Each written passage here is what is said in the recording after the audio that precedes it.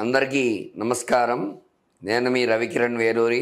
ద్వాదశ రాశుల వారు వాళ్ళ యొక్క అనుకూలతలు ఏ రకంగా ఉన్నాయి, ప్రతికూలతలు ఏ రకంగా ఉన్నాయి, వాళ్ళ యోగాలు ఏమిటి, వాళ్ళు ఏ పరిహారాలు చేసుకోవాలి అనే విషయాన్ని గురించి మరికొద్దిసేపట్లో మీకు చెప్పడం జరుగుతోంది. తులారాశి వారు ఈ వారంలో ఎలాంటి ఫలితాలు ఉంటాయి అనే విషయాన్ని గురించి మనం తెలుసుకోవడం జరుగుతుంది.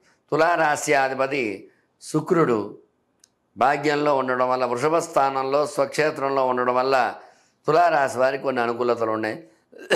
అలాగే పంచమంలో శని సంచారము, షష్టమంలో రాహు సంచారము, సప్తమంలో కుజ సంచారము, అష్టమంలో ఈ యొక్క బుధ గురు శుక్ర సంచారం వల్ల అష్టమం ఇబ్బంది కలిగించే స్థానం కాబట్టి అష్టమ స్థానం. బుధ గురు శుక్ర రవిలు అష్టమంలో ఉన్నారు ఈ రాశి వారికి.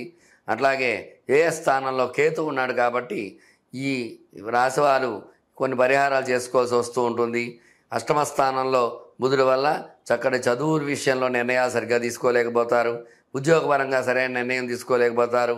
అట్లాగే అష్టమంలో గురుడు ఉండడం వల్ల, గురు బలం తక్కువగా ఉండడం వల్ల సరైనటువంటి నిర్ణయాలు చేయలేకపోతూ ఉంటారు.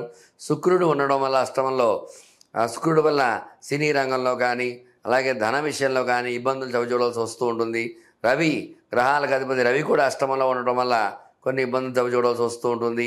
అట్లాగే వ్యయ స్థానం 12వ స్థానంలో కేతు సంచారం వల్ల జ్ఞానకారకుడైన కేతువు 12వ స్థానంలో వ్యయంతో కూడిన చదువులు, అంటే విదేశాలకు వెళ్ళాలన్నా ఏదైనా నిర్ణయాలు చేయాలన్నా డబ్బుతో కూడుకున్న మట్ట వల్ల మాత్రమే అవుతూ ఉంటాయి వీళ్ళకి.